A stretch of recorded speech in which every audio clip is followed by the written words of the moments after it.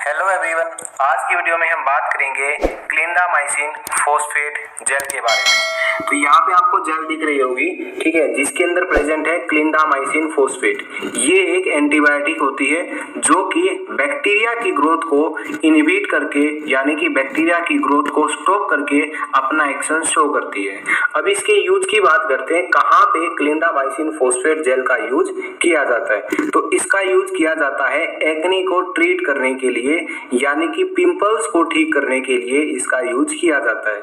अब जो पिंपल्स है वो फेस पे भी हो सकते हैं, ठीक है। तो अगर पिंपल्स फेस पे है तो वहां पे इस जेल को हम अप्लाई करेंगे।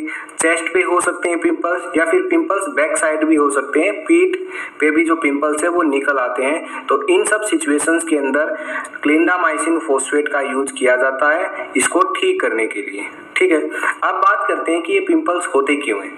देखिए, मेल और फीमेल दोनों के अंदर पिंपल्स होते हैं।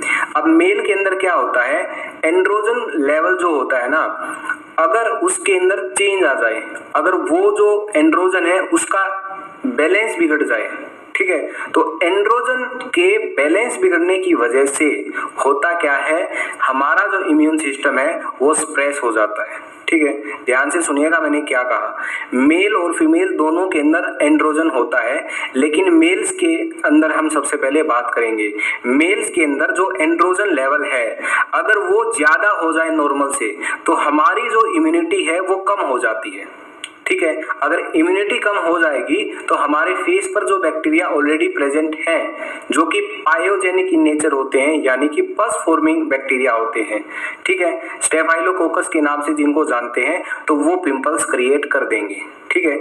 इसलिए मेल्स के अंदर किसकी वजह से हुआ, एंड्रोजन के डिस्टरबेंस की वजह से ये होता है, ठीक है। एंड्रोजन क्या है, एक हार्मोन है, ओके। अब फीमेल के अंदर भी क्या है, एंड्रोजन होता है।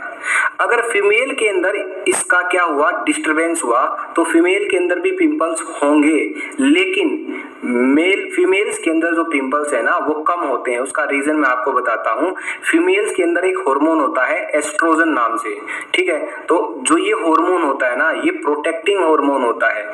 फीमेल्स को ये 45 से 50% तक प्रोटेक्ट करता है, ठीक है। तो फीमेल्स को इसलिए कम पिंपल्स होते हैं, राइट। तो हमारे अंदर यानी कि मेल्स के अंदर तो कोई प्रोटेक्टिंग हार्मोन नहीं होता है। जब भी एंड्रोजन का डिस्टरबेंस होता है तो पिंपल्स निकल आते हैं। क्यों निकल आते हैं, क्योंकि एंड्रोजन का जो लेवल है वो जैसे ही डिस्टर्ब हुआ तो इम्यूनिटी कम हो जाती है। तो इम्यूनिटी कम होने की वजह से पिंपल्स हो जाते हैं, ठीक है। आई होप आपको ये जो चीज है मैंने आपको बताई है, छोटी सी इन्फॉर्मेशन दी है, ये समझ में आई होगी, ठीक है। और फीमेल्स के अंदर जो एस्ट्रोजन है वो प्रोटेक्टिंग हार्मोन है, जो 45 to 50% उनको प्रोटेक्ट करता है और उनको पिंपल्स नहीं होते हैं, ठीक है। या फिर कहें होते हैं तो कम होते हैं एज कंपेयर टू मेल्स, ठीक है। अब आप बोलो कि नहीं, ऐसा तो नहीं है, फीमेल्स के अंदर भी क्या है, पिंपल्स होते हैं। अब देखिए, एस्ट्रोजन, प्रोजेस्टेरोन, ये कुछ हार्मोन्स होते हैं जो मेंस्ट्रुअल साइकिल के दौरान, पीरियड्स के दौरान रिलीज होते हैं। तो इनके डिटेल में मैं नहीं जाऊंगा, ओके। तो आगे बात करते हैं हम इसके एडवर्स इफेक्ट की, यानी कि क्या क्या इसके साइड इफेक्ट हो सकते हैं क्लिंडामाइसिन फॉस्फेट के।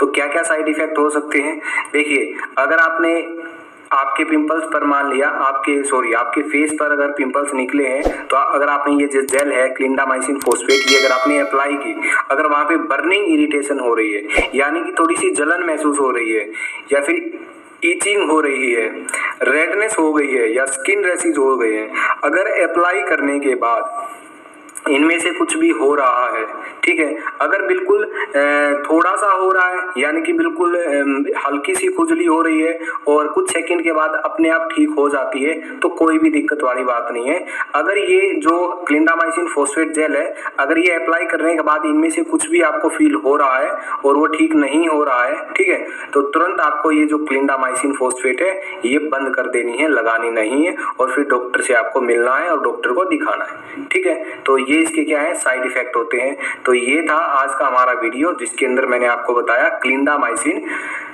फोस्फेट जेल के बारे में। अब जो ये जेल है ये आपको कैसे लगानी है, ये आपको दिन में आप 2 बार लगा सकते हो, एक सुबह और एक शाम को, ठीक है। सोने से पहले लगाओगे तो बेटर रहेगा, ओके।